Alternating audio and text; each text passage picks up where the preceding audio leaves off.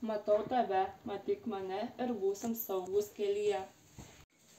Šviesaforas žalias šviečia, eit tave per gatvę kviečia.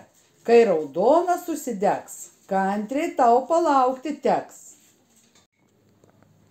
Mes nebūsim avinai, mums svarbu kelių ženklai. Atšvaitas ryškus prie rankų šviečia, eit per gatvę saugiai kviečia. Kelyje būk atidus, saugok save ir draugus. Aš esu labai saugus, kai naudoju atšvaitus ryškius. Kai aš dviratį minu, šalmą ant galvos dedu, minu dviratį tolyn, sesę sutinku kely, sesė žaidžia su lėle, ojojoj, kokia bėda, sesė eik greičiau iš čia, kieme žaisti daug saugiau. Atšvaitas įgėsi, visi tave regės. Klausyk ir girdėk, stebėk ir matyk, žinok ir daryk ir saugiai keliauk. Vasara ar žiema, mes su šalmais visada. Kelio ženklus stebime, saugome save ir esančius drauge. Išlipai iš autobuso, pažiūrėk į kairę pusę, dar į dešinę pažvelk ir pro galą saugiai ženk. Ne lėktuve tu esi, greitai saugų pasirink ir pėsčiųjų nenuskink.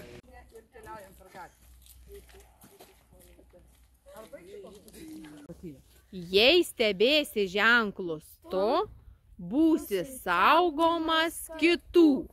Jei namo nori grįžti sveikas, tai kelyje nebūki paikas.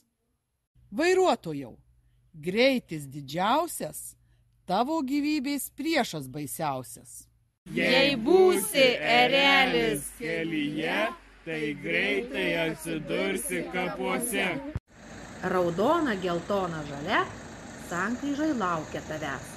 Pasirinksi tu gerai, saugiai pereisi, tikrai. Raudona, todėl stovėk ramus. Geltona, būk budrus ir atidus.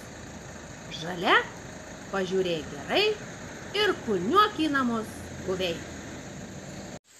Jeigu nuolatos kartosi saugaus eismo taisyklės, niekad joms nenusižengsi, pasirūpinsi kitais. Mažesniam padėsi draugui bei pagelbėsi senam, tavimi visi didžiuosis ir linkės išlikti saugiam. Labą dieną, pareigūne. Galite eiti jau namo. Mes išmokom saugiai elgtis gatvėje ir prie namų.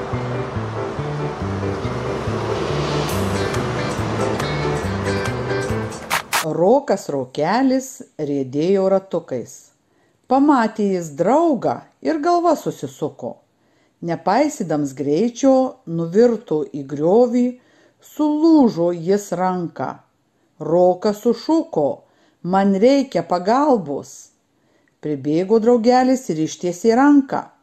Pačiupęs aifoną jis kvietė pagalbą ir daktaras greit sugipsavo jam ranką. Praėjus savaitei, Rokas Rokelis riedėjo ratukais. Gražus Lietuvos miestelis. Trečiadienis, turgaus diena. Kaimo moterėlė, susičėdėjusi pinigėlių, nutarė nusipirkti dviratį. Gražus, raudonas, nors ir jau važinėtas. Patenkinta savo pirkiniu, leidžiasi link namų. Pakelėje dar užsuka į parduotuvę. Nusiperka liemenę, žibukus ant ratų, šviečiančią lempą. Viskas susideda į vietas ir rieda toliau. Dviračių takų miestelyje ir kaime nėra. Reikia važiuoti asfalto pakraščiu, bet labai nesaugu. Mašinos tik lekia, didelis greitis. Kai pravažiuoja didžiulė fūra, tai ciongas baisus. Gali ir nuo dviračio nulėkti. O dar ne visur asfaltas yra. Daug žvyrkelio. Kai nelyja, vienos dulkės. Pravažiuoja mašina ir nieko nematyti. Bet moterėlė kantri. Gal pasieks namus saugiai. Netoli namų sankryžoje stabdo ją policija. Tikrina dviratininkus. Bet moterėlė rami, juk viskas tvarkinga. Policininkai pasitaikė mandagūs, apžiūrėjo jos dviratį ir klausė, iš kur važiuoja, kas tokia. O moterėlė ir pradeda pasakoti, kad viename gražiame Lietuvos miestelėje trečiadienį, turgaus dieną, kaimo moterėlė.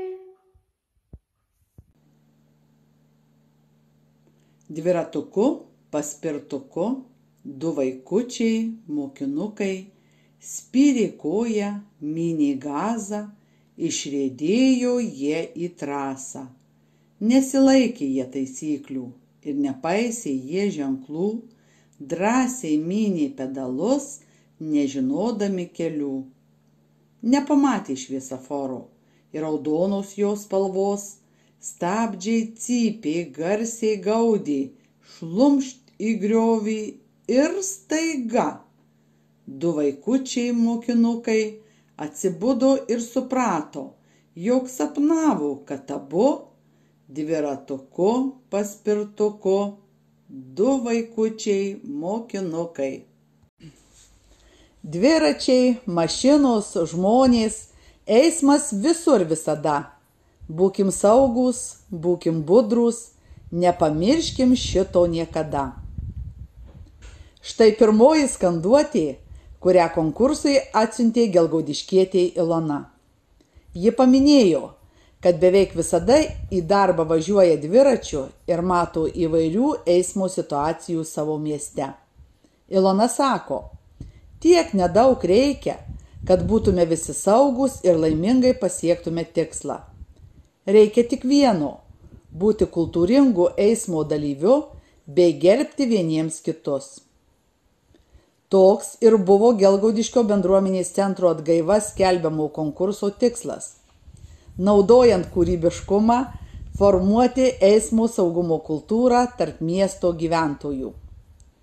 Aktyviausiai konkurse dalyvavo Gelgaudiškio Šaltinio specialiojo ugdymo centro mokiniai ir juos ugdantys pedagogai. Aktyvios buvo ir gelgaudiškietės senjorės. Šauniai dalyvavo ir šeimos. Konkursui buvo pateikta daugiau kaip 40 skanduočių ir 6 pasakos be galo. Viliamės, kad atlikdami kūrybinės užduotis, gelgaudiškiečiai, šeimų nariai prisiminė saugaus eismo taisykles, diskutavo apie atšvaitų dėvėjimo svarbą. Visi konkurso dalyviai buvo apdovanoti saugaus eismo atributais, atšvaitais. Jeigu nuolatos kartosi saugaus eismo taisykles, viską puikiai tu žinosi ir bėda aplenks tave. Mažesniam padėsi draugui ar pagelbėsi senam, tavimi visi didžiuosis ir linkės išlikt saugiam.